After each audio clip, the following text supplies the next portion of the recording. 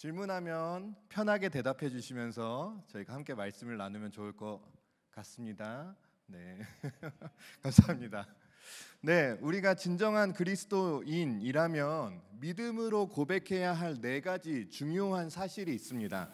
혹시 어떤 건지 아십니까? 혹시 아시나요? 네 가지 우리의 믿음의 고백이 있습니다.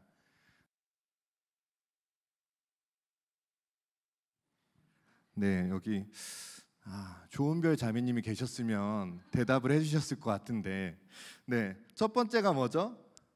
네, 하나님이 이 땅의 주인이시라는 거죠. 하나님이 세상과 인간과 나를 창조하셨고 인간의 역사와 문화도 나의 주인이라는 것입니다. 그러니까 우리가 첫 번째 고백해야 될 것이 있죠. 하나님이 내 삶의 주인이시라는 것입니다. 그것이 어,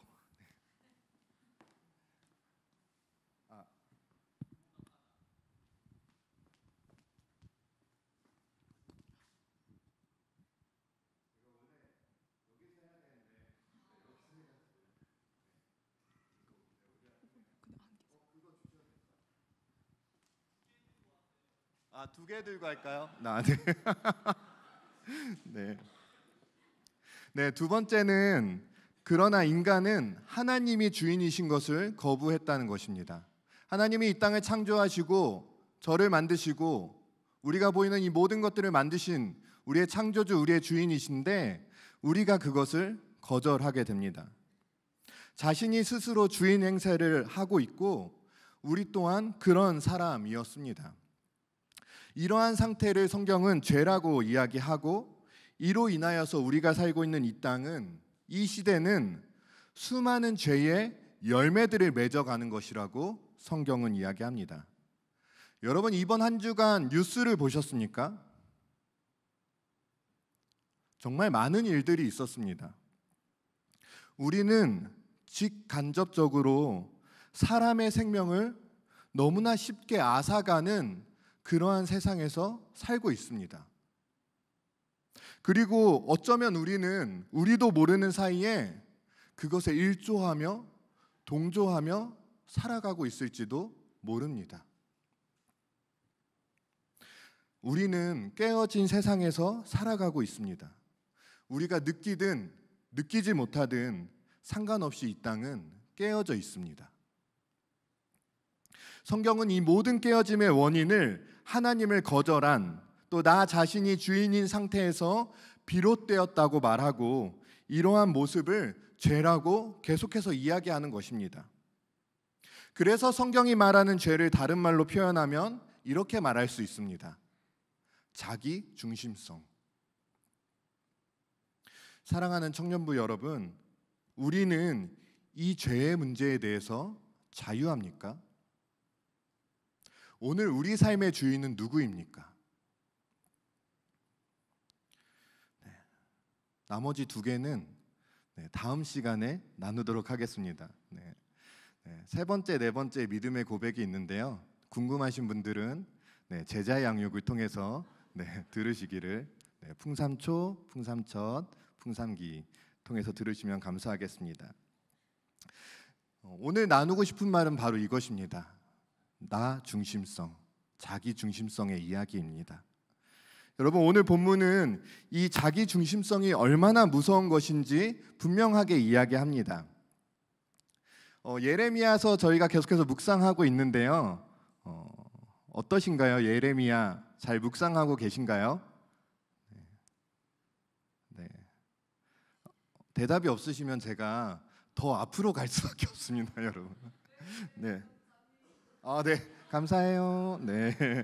네. 오늘 우리가 계속해서 예레미야서 묵상하고 있는데요. 하나님께서 오늘 본문을 보면 하나님께서 예레미야에게 말씀하십니다. 너는 성전문에 서서 나에게 예배하려고 오는 모든 유다 사람들에게 이렇게 외치거라 라고 말씀하십니다. 3절 말씀인데요. 한번 같이 읽어보겠습니다. 시작.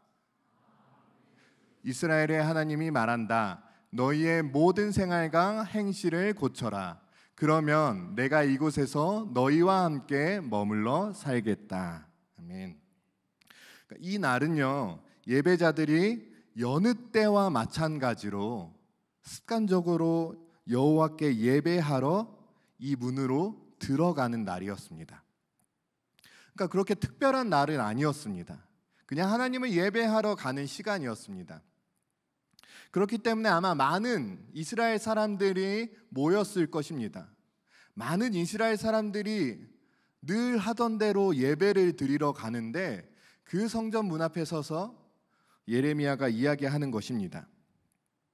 예레미야는 이스라엘 사람들이 이전처럼 이곳에서 하나님과 함께 살기를 원한다면 자신의 행동을 바꾸어야 한다고 분명하게 이야기하고 있는 것입니다. 그러니까 이 메시지는 사실은 이스라엘 사람들에게 그렇게 유쾌한 메시지는 아니었습니다. 이스라엘 사람들이 듣고 싶어 하는 메시지가 아니었습니다. 이 메시지는 굉장히 듣는 사람을 불쾌하게 하는 그러한 메시지였습니다. 이 3절의 말씀은 두 가지를 의미하고 있는데요. 너희가 모든 생활과 행실을 고치면, 그리고 나서 개역개정은 이렇게 이야기합니다. 내가 너희로 이곳에 살게 하리라. 그렇다면 이 말의 반대는 무슨 뜻일까요? 이스라엘 백성들이 모든 생활과 행실을 고치지 않으면 어떻게 된다는 말일까요? 어떻게 된다는 말이죠? 말씀을 잘 지키면, 너희가 모든 행실을 고치면 이 땅에서 계속 살게 될 것이다. 그러나 이 말의 반대는 너희가 행실을 고치지 않으면, 너희가 지금의 모습 그대로 살아가면 이 땅에서 쫓겨날 것이다 라고 이야기하고 있는 것이죠. 이 말의 두 번째 의미는 새 번역을 보면 잘 나와 있는데요. 나는 이곳에서 너희와 함께 거주할 것이다. 너희가 행실을 고친다면 이라고 말하고 있죠. 그렇다면 고치지 않으면 어떻게 하실까요? 하나님께서? 혹시 제 얘기가 잘 안 들리시는 거 아니죠? 제가 좀 너무 어려운 질문을 하고 있는 거 아니죠? 천천히 하겠습니다. 자, 너희가 행실을 고치면 내가 너희와 함께 할 거야. 자, 그렇다면 너희가 행실을 고치지 않으면 하나님이 어떻게 하실까요? 함께 하지 않으신다는 거죠. 네. 하나님이 이스라엘 백성과 함께 거주하시지 않는다라고 선포하시는 것입니다. 그러니까 이것은 하나님과의 단절을 의미하는 거죠. 그러니까 너희가 지금 행실을 고치지 않으면 너희가 살고 있는 이 땅에서도 쫓겨날 것이고, 너희가 그렇게 믿고 있는 하나님, 너희가 특별하다고 여기는, 우리는 하나님과 언약을 맺은 유일한 족속입니다 라고 특별하게 생각했던 그 하나님과의 특별한 관계도 깨어지게 될 것이다 라고 이야기하고 있는 것입니다. 그리고 5절에서 7절은 이 3절 말씀에 대한 부가 설명을 합니다. 이 쉬운 성경으로 우리가 한번 읽어보겠습니다. 자, 5절부터 7절인데요. 우리 다 같이 읽어보겠습니다. 시작. 너희는 너희의 길과 행실을 바꾸어 올바른 일을 해야 한다. 이웃끼리 정직하게 살아야 한다. 나그네와 고아와 과부를 억누르지 마라. 이곳에서 죄 없는 사람을 죽이지 마라. 다른 신들을 섬기지 마라. 거짓으로 말하는 그들은 너희의 삶을 망칠 뿐이다. 그렇게 하지. 내가 너희를 이 땅, 곧 내가 너희 조상에게 영원토록 준 이 땅에서 살게 하겠다. 아멘. 여러분, 하나님께서 허락하신 땅에서 하나님과 함께 살아가는 방법에 대해서 오늘 이야기하고 계십니다. 오늘 5절과 7절에서 이야기하는 네 가지는 바로 이것이었죠. 첫 번째, 이웃끼리 정직하게 사는 것입니다. 자, 두 번째는 나그네와 고아와 과부를 억누르지 않는 것입니다. 세 번째는 죄 없는 사람을 죽이지 않는 것입니다. 자, 네 번째는 다른 신들을 섬기지 않는 것인데요. 이것은 특별히 이유까지 설명해 주시죠. 거짓을 말하는 그들은 너희의 삶을 망치기 때문에 다른 신들을 섬기지 말라라고 이야기합니다. 여러분, 하나님께서 행실을 고치라라고 말씀하시고 너희가 이렇게 살아라라고 말씀하십니다.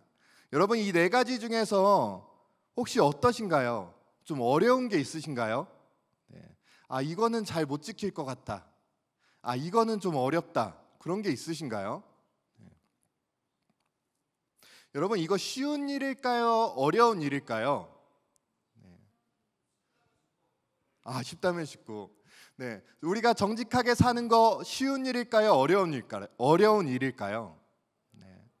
네, 주변에 어려운 사람들을 억누르지 않는 거, 괴롭히지 않는 거, 이거 어려운 일일까요? 쉬운 일일까요? 죄 없는 사람들을 죽이지 않는 것, 이거 어렵습니까? 쉬운 일입니까? 죽이지 않는 것도 어렵습니까? 네, 네. 이제 저희가 지금 함께 말씀을 읽고 있는 거 맞죠? 네, 네. 이것까지 어렵다고 할 줄 몰랐는데, 네. 다른 신들을 섬기지 않는 것 어려울까요? 쉬울까요? 네, 어렵게 보일 수 있지만 여러분, 불가능하지 않습니다. 여러분, 아무도 우리에게 거짓을 이야기하라고 말하지 않습니다. 여러분, 아무도 우리에게 죄 없는 사람을 죽이라고 강요하지 않습니다. 아무도 우리에게 다른 신들을 섬기라고 강요하지 않습니다. 그러나 우리가 선택할 때가 있는 거죠. 하나님께서 이렇게 말씀하시는 것에는 두 가지 전제가 있는데요. 첫 번째는 할 수 있다라는 것입니다. 이스라엘 백성들 할 수 있다는 것입니다. 이웃끼리 정직하게 살아갈 수 있다는 것입니다. 나그네와 고아와 과부, 그 시대의 가장 연약한 사람들을 이야기하는 것인데요. 억누르지 않을 수 있다는 것입니다. 죄 없는 사람들을 죽이지 않을 수 있다는 것입니다. 다른 신들을 섬기지 않을 수 있다는 것입니다. 가능하기 때문에 하나님이 말씀하시는 것입니다. 그리고 이 말씀을 하시는 두 번째 전제가 있습니다. 뭘까요? 이미 이스라엘 백성들이 이렇게 살아가고 있다는 것입니다. 이렇게 살아가지 못하고 있는 것이죠. 이웃끼리 정직하게 살아가지 못하고 있었다는 것입니다.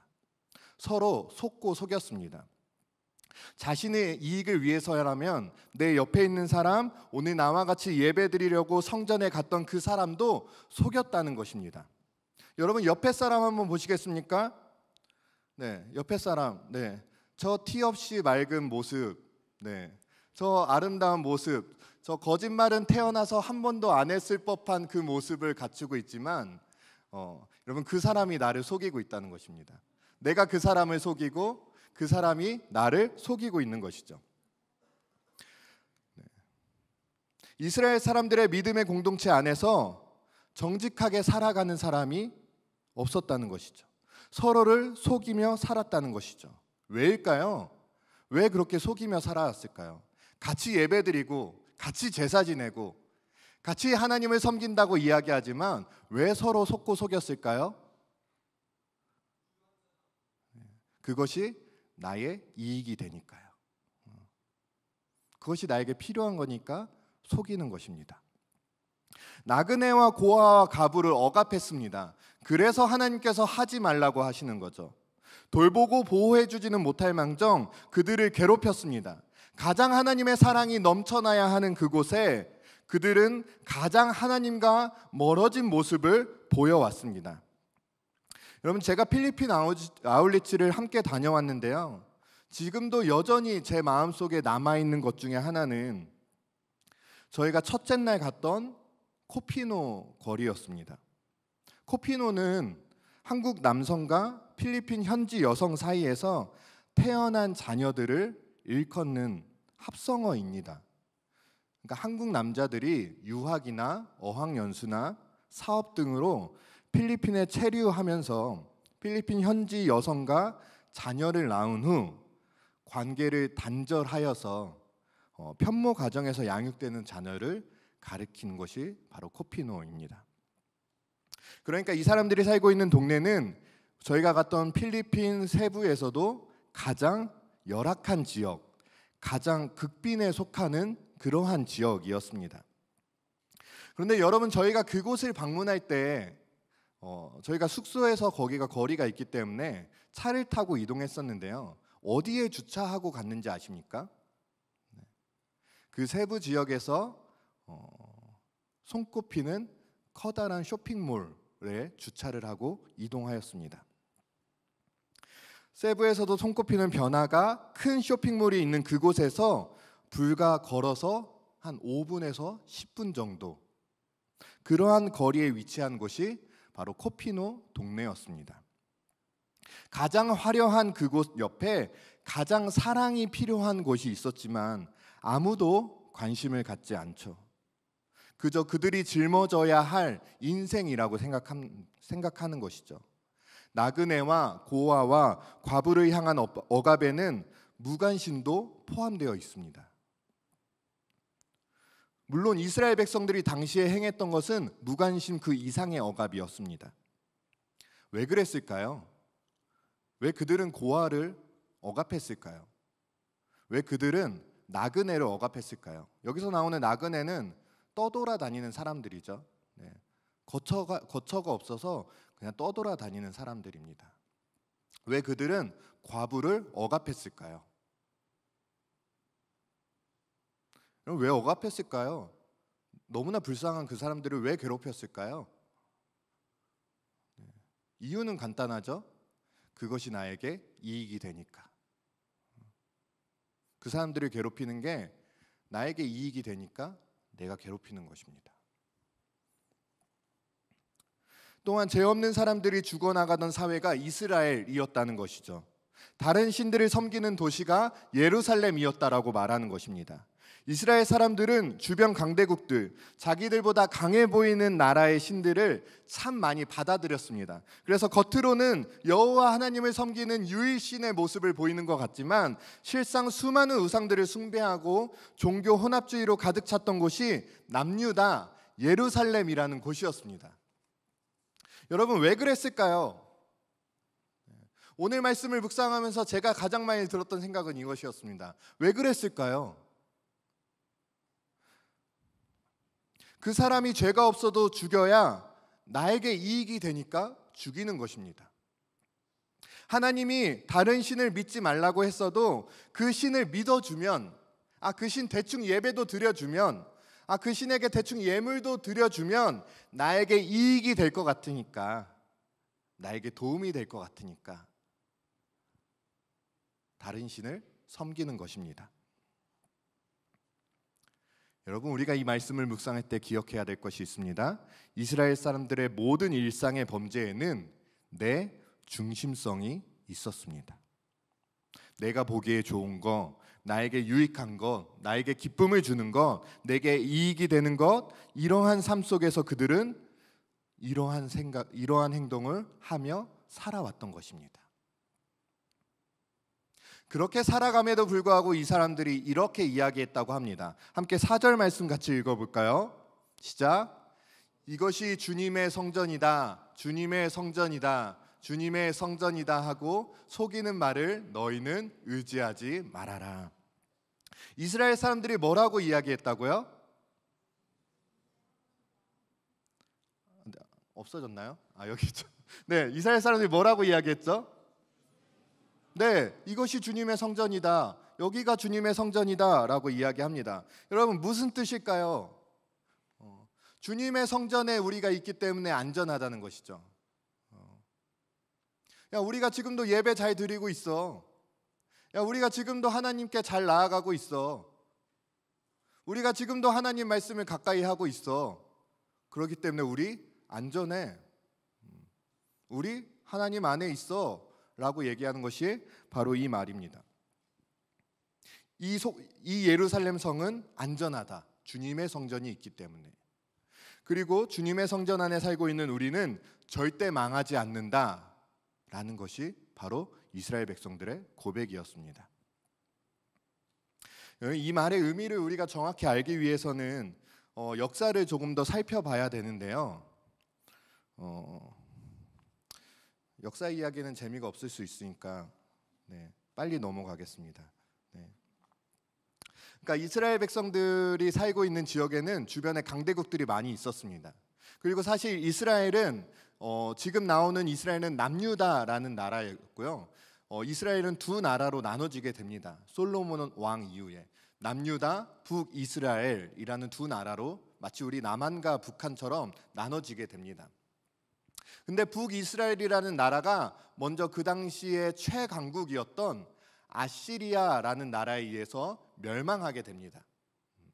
그리고 그 아시리아라는 나라는 북이스라엘 멸망시킨 이후에 남유다까지 쳐들어오게 됩니다. 남유다도 성이 포위되고요, 예루살렘 성이 포위되고 굉장히 어려운 상황에 처했었습니다. 그런데 그때 정말로 너무나 기적적으로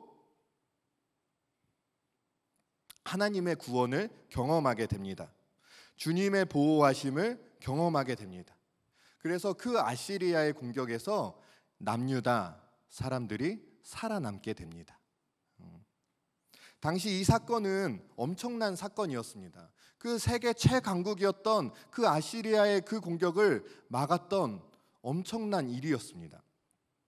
그러나 이 사건은 그 무엇보다도 주님의 보호하심을, 승리하심을 고백할 수 있는 이 사건은요, 시간이 흐르면서, 시대가 흐르면서 다르게 변질되기 시작합니다. 이 사건은 장기적으로 영광스럽지 않은 유산으로 흘러가게 되는데요, 예레미야 시대에 이르러서 오늘 본문에 등장하는 예레미야의 선포를 보면 유다 백성들은 하나님은 절대 이 성전을 멸망시키시지 않으신다, 하나님은 우리의 삶이 어떠하든지 상관없이 우리가 성전에 있으면, 우리가 이 성 안에 있으면 절대 멸망시키지 않으신다라는 변질된 믿음과 신앙으로 이어지게 되는 것입니다. 이것이 주님의 성전이다라는 고백에는 우리는 언제나 안전하다, 언제나 하나님이 우리를 지켜주실 것이다, 언제나 하나님의 보호하심이 우리 가운데 있다라고 고백하는 것입니다. 여러분, 이거는 언뜻 보면 맞는 이야기 같습니다. 언뜻 보면 진실 같습니다. 언뜻 보면 진리 같습니다. 우리가 참 많이 이야기하지 않습니까? 하나님이 우리를 보호해 주실 겁니다. 하나님이 우리를 지켜주실 것입니다. 우리가 예배할 때 하나님이 우리와 함께 하실 것입니다. 우리가 고백합니다. 그러나 그러한 고백을 하는 그 이스라엘 백성들의 삶이 어떠하였는지를 오늘 하나님께서 분명하게 지적하고 계신다는 것입니다. 수많은 죄악을 저지르는 이스라엘의 백성들의 이 거짓 신앙을 예레미야는 목숨을 걸고 폭로하고 맹렬히 비난하고 있는 것입니다. 그들에게는 이 예배도 하나님을 향한 신앙도 철저하게 내 중심적이었다는 것이죠. 8절에서 11절의 말씀을 보면 이들의 죄악에 대해서 하나님이 더욱더 조목조목 이야기하십니다. 자, 우리 한 절씩 같이 읽어보겠습니다. 시작. 그러나 보아라,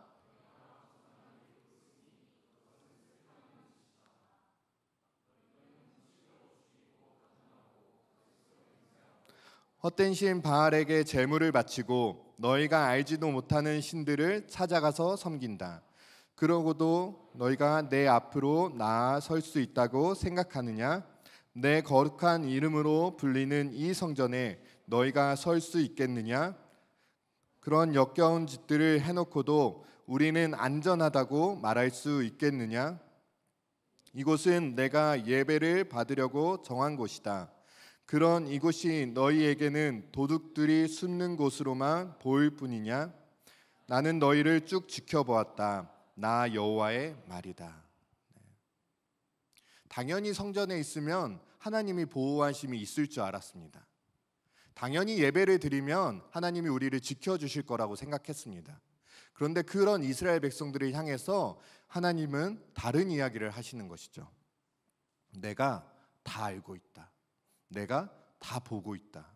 너희가 어떻게 살아가고 있는지, 너희의 삶에서 너희가 어떤 삶을 살아가고 있는지, 성전 밖에서의 너희의 모습이 어떠한지 내가 다 알고 있다라고 하는 것이죠. 이스라엘 사람들은 계속해서 이것이 여호와의 성전이다라고 노래했습니다. 예레미야도 그 소리를 들었습니다. 그러나 예레미야는 하나님의 말씀을 선포합니다. 그것은 거짓이다. 당신들은 거짓말을 믿고 있다라는 것이죠. 실제로 하나님은 이전의 예루살렘과 그 성전을 지키셨습니다. 그것도 아주 놀라운 방법으로 지키셨습니다. 문제는 백성들이 그 역사적 구원 사건을 자기 중심적인 거짓된 믿음으로 바꿔나가기 시작하는 것이죠. 하나님은 결코 성전이 파괴되도록 내버려 두지 않으실 것이다. 하나님은 항상 이 성전을 보호하실 것이다. 이 중요한 문장 안에는 한 가지가 빠져 있는 것이죠. 예레미야 시대의 예배자들의 노래 자체는 맞는 말이었습니다.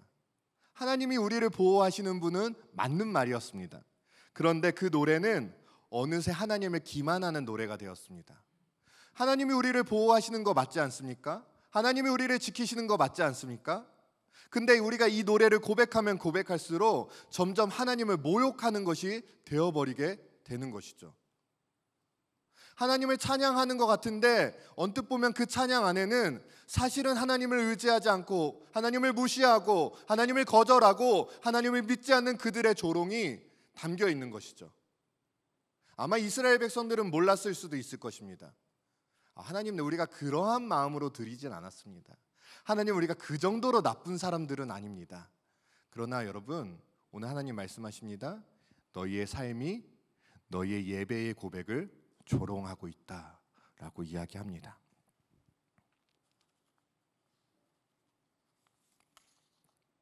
여러분, 우리가 기억해야 합니다. 이스라엘 백성들은 불순종으로, 다시 말해서 하나님의 주인 되심을 거절함으로, 내가 주인이 됨으로 내 중심성으로 말미암아 진실이 거짓이 된 것입니다. 하나님께서 우리를 보호하신다는 그 진실이 오늘 우리가 하나님을 거절함으로 말미암아 거짓으로 바뀌어 버린 것이죠. 예레미야는 마치 죄를 짓기 위해 구원받은 것인 양 십계명을 완전히 어기고 성전에 나오는 그 터무니없음, 그 뻔뻔스러움을 무자비하게 폭로합니다. 한 주석서는 이것에 대해서 이렇게 표현합니다. 그들의 예배는 기만적이며 도덕성과는 단절되었다. 그들의 삶은 그들이 하나님 앞에서 고백한 말들을 조롱했다. 슬프게도 이런 형태는 구약의 이스라엘로 끝난 것이 아니라 오늘날까지 하나님의 백성들에게 여전히 유혹으로 남아있다. 그들은 성전을 도둑의 소굴로 바꾸었다. 이 수치스러운 비교는 성전을 강도들이 죄를 저지른 후 도망가서 숨는 은신처로 비유한 것이었다. 그러나 하나님으로부터는 안전하지 않다. 왜냐하면 그분이 계속 지켜보고 계셨기 때문이다 라고 이야기합니다. 여러분, 오늘 우리의 예배는 어떠합니까? 오늘 우리의 예배는 안전합니까? 예배드리고 있는 우리는 정말 안전합니까? 내 영혼은 정말 안전합니까? 예레미야는요, 오늘 그 말씀 가운데 더 정성 어린 예배에 대해서 말하지 않았습니다. 야, 너희가 그 안전함에 거하려면 더 정성스럽게 예배드려, 더 집중해서 예배드려 라고 말하지 않습니다. 예레미야는 더 나은 경건이나 태도에 대해서 언급하지 않았습니다. 더 탄탄한 교리나 더 깊은 무언가에 대해 언급하지 않았습니다. 하나님의 예언자들이 항상 그랬듯이 예레미야의 요구는 일상생활에서 이루어지는 그 삶의 예배를 이야기하고 있습니다. 이것이 구약에 계속해서 흐르는 언약 백성을 향한 하나님의 마음이었습니다. 사랑하는 청년 여러분, 오늘 우리는 어떠한 마음으로 이 예배 가운데 나아가고 있습니까? 여러분이 이 예배 가운데 어떠한 마음으로 오셨습니까? 위로받으려고 오셨습니까? 좋은 말 들으려고 오셨습니까? 그럼 다음 주에 우리 목사님 설교시니까 더 좋은 말이 많을 겁니다. 뭔가 일주일에 내 삶에 어떤 찌든 것, 뭔가 내 마음을 불편하게 했던 뭔가 죄책감들을 덜어내기 위해 이 자리 가운데 오셨습니까? 아니면 정말 간절하게 바라는 것들이 있어서 그것을 하나님께 기도하려고, 들어달라고 요청하려고 이 자리 가운데 오셨습니까? 물론 하나님께서는 그 우리의 모든 기도 제목을 다 듣고 계십니다. 다 들어주십니다. 그러나 여러분, 우리가 기억해야 할 것이 있죠. 그것이 우리의 예배의 목적이 될 수 없다는 것입니다. 우리가 하나님께 어려움을 표현할 수도 있죠. 우리의 아픔을 표현할 수도 있죠. 우리의 도움을 요청할 수도 있을 것입니다. 그러나 그것이 우리의 예배의 목적은 될 수 없는 것입니다. 우리는 어쩌면 하나님을 온전히 높이는 이 예배에 나아갈 때조차도 내 중심적임을 보게 되는 것이죠. 말씀을 준비하면서 여전히 내 중심적인 나의 모습을 저도 계속해서 보게 됩니다. 여러분, 우리는 누군가를 사랑하는 것도, 저의 모습을 보더라도 누군가를 사랑하는 것도 내 중심적인 모습을 보게 됩니다. 청년들을 섬기는 것도 내 중심적입니다. 봉사하고 헌신하는 것도 내 중심적입니다. 그래서 내가 좋으면 하고 내가 싫으면 안 합니다. 내가 하고 싶은 사람에게만 사랑하고요, 하고 싶지 않은 사람에게는 못 본 척합니다. 누구 이야기입니까? 제 이야기입니다. 말씀을 묵상하는데 제 이야기인 거예요. 보기만 해도 사랑스러운 사람이 있을까요, 없을까요? 네, 있을 겁니다. 네. 보기만 해도 사랑이 흘러가는 사람들이 있습니다. 그러나 누군가는 사랑하려면 노력해야 되는 대상이 있습니다. 마음이 저절로 생기지 않을 때가 있습니다. 그럴 때 우리는 보게 되는 것이죠. 내가 내 중심으로 사랑하고 있는가? 정말로 하나님의 마음으로 다가가고 있는가? 하나님이 주인 되셔서 하나님의 사랑하라는 그 명령에 내가 순종하며 나아가고 있는 것인가? 아니면 그냥 내가 전도사니까, 내가 사역자니까, 내가 맡은 청년이니까 그러한 마음으로 안일하게 나아가고 있는 것인가? 그래서 내 감정이 불편하면 멈추고, 내가 힘들면 멈추고, 내가 피곤하면 그만하고, 하나님은 계속하라고 말씀하시는데 하나님은 멈추지 말라고 이야기하시는데 하나님은 끝까지 사랑하라고 이야기하시는데 여전히 그냥 내가 거기에서 스스로 멈추는 것입니다. 사랑도 헌신도 봉사도 내 중심적인 것이죠. 그래서 우리는 때로 예배를 드릴 때도 내 중심적으로 드립니다. 하나님, 오늘 내가 예배 열심히 드릴 테니까 감동 주세요. 하나님, 오늘 내가 열심히 예배 드릴 테니까 나에게 소름을 주세요. 뭔가 소름이 끼쳐야 좀 오늘 예배 잘 드린 것 같은 그런 느낌을 주는 거죠. 선한 모습이라고 생각하는 행동에서도 우리는 이렇게 나 중심적일 때가 너무나 많이 있습니다. 그렇다면 주님께서 슬퍼하시는 우리 삶의 순간순간 악한 모습 속에서도 우리는 얼마나 더 하나님을 외면하며 살고 있는지 우리는 더 깊이 바라볼 필요가 있는 것이죠. 더없이 두려운 것이죠. 우리는 정말 하나님 앞에 회개할 것이 없습니까? 우리는 정말 하나님 앞에 떳떳합니까? 정말 우리는 예수 그리스도의 주되심을 고백하며 살아가고 있습니까? 예수 그리스도의 핏값으로 우리가 살았는데, 우리가 생명을 얻었는데 오늘 우리는 그 핏값만큼 살아가고 있습니까? 그 핏값에 부끄럽지 않는 삶을 살아가고 있습니까? 이 깨어진 세상에 우리는 아무런 잘못이 없을까요? 여러분, 무고한 사람들이 죽어나가고 있는 시대를 우리가 살아갑니다. 우리와 비슷한 또래의 청년들이요, 너무나 가슴 아프게 사라지고 있습니다. 정말 우리와는 무관한 일입니까? 그리스도인이 그리스도인답게 살아가지 않을 때 이 깨어진 세상은 더욱더 깨어짐으로 나아갈 수밖에 없는 것입니다. 오늘 13절 말씀 이렇게 이야기합니다. 같이 한번 읽어보겠습니다. 시작. 나 여호와가 말한다. 너희 이스라엘 백성은 온갖 악한 짓을 저질렀다. 내가 부지런히 너희에게 말하고 또 말했지만 너희는 듣지 않았다. 네. 오늘 설교 말씀을 준비하면서 저에게 계속된 질문은 이것이었습니다. 왜 듣지 않았을까요? 왜 주님께서 부르셔도 대답하지 않았을까요? 여러분, 우리는 생각보다 공과 사를 굉장히 잘 구분합니다. 그래서 이 부분은 하나님께 기도하고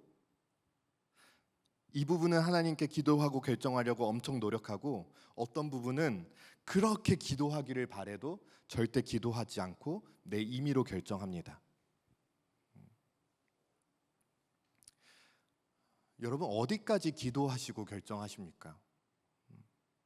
여러분 어디까지 하나님의 결정이 내 삶을 다스리기를 원하십니까?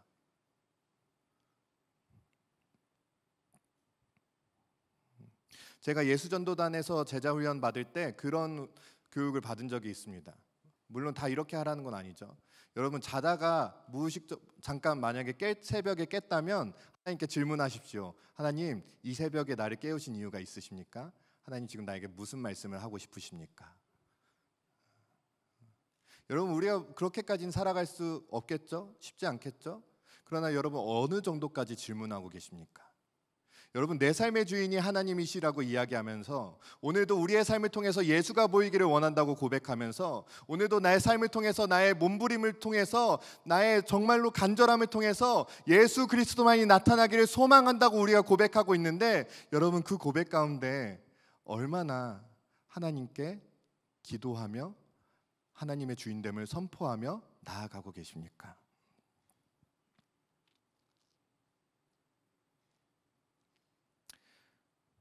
여러분 어떤 부분은 기도하고 어떤 부분은 기도하지 않는다면 내 임의로 결정하고 있다면 그것은 순종이 아닙니다. 그것은 하나님의 주인 되는 삶이 아닌 것이죠. 오늘 이 시간 우리가 결단하기를 원합니다. 제가 말씀을 오늘 준비하는데 사실은 너무 어려웠습니다. 모르겠습니다. 가끔 설교하는데 할 때마다 본문이 너무 어렵습니다. 설교할 때마다 제가 오늘 너무 어려워요 이런 얘기 많이 하는 것 같은데 어렵습니다. 왜 어려운가 생각해 봤더니 나도 그렇게 살지 않을 때가 많은 것 같은 거예요. 오늘 설교를 준비하고 나아가는데 너무 긴장되는 거예요. 왜 긴장되나 봤더니 잘하고 싶은 내 마음이 있는 거죠. 멋지고 싶은 내 마음이 있는 거죠. 그냥 전하면 되는데 여전히 내 중심에서는 하나님의 말씀을 고지곳대로 전하기보다는 이 말씀을 전함으로 내가 더 멋져 보이고 싶고 내가 더 높아 보이고 싶고 여전히 나는 순종하는 것처럼 보이면서 내 중심적인 것들이 드러나는 나의 모습을 보게 되는 것입니다. 여러분 우리가 결단해야 되는 것입니다. 부분이 아니라 전부가 되게 하여 주시옵소서. 여전히 우리 마음 가운데 그런 마음이 들 수 있을 것 같습니다. 내가 그럴 수 있을까? 너무 힘들지 않을까? 그렇게까지 해야 될까? 이렇게까지 기도해야 될까? 여러분 내가 이것도 기도해야 될까? 이 부분까지 기도해야 될까라는 생각이 들 때 여러분 그거 기도하라는 사인입니다. 이런 사소한 것까지 기도해야 되나? 여러분 그때 기도하십시오. 거기서부터 하나님이 놀랍게 역사하시는 것입니다. 여러 가지 생각이 들 수 있겠지만 오늘 이 시간 우리가 함께 찬양하며 결단하였으면 좋겠습니다. 하나님께 나아가는 것은 일부가 아니라 전부입니다. 조건적이 아니라 온전함입니다.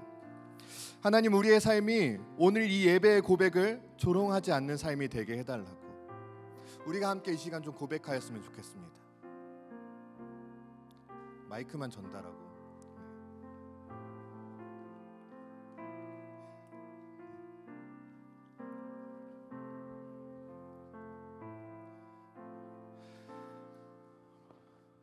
이 말씀을 준비하면서 제 안에 들었던 두려움 중에 하나는 하나님 한 주간 너무 힘들게 살아온 청년들에게 이런 어려운 말씀 전해도 괜찮을까요? 하나님 한 주간 너무 분주하고 열심히 살아온 청년들에게 위로와 힘이 되는 말씀이 아니라 그래도 너네 회개해야 돼. 대충 예배드리면 하나님 받으시지 않아. 우리 하나님 대충 예배 받으실 만큼 그렇게 하찮은 분이 아니셔 라고 말하는 거 하나님 가능합니까? 하나님 나도 타협하면서 살 때가 많은데 하나님 내가 나눌 수 있습니까? 라는 질문과 두려움이었습니다. 그러나 하나님 저에게 말씀하시는 것 하나죠. 야 내가 한다. 말씀을 듣고 여러분 마음 가운데 있는 그 성령께서 알아서 하신다고 저에게 말씀해 주셨습니다. 그래서 전합니다 여러분. 오늘 각자의 마음 가운데 그렇게 하나님께서 응답하시는 대로 우리가 믿음으로 반응하는 시간 되었으면 좋겠습니다. 함께 이 찬양 같이 고백하면서 좀 나아갑시다.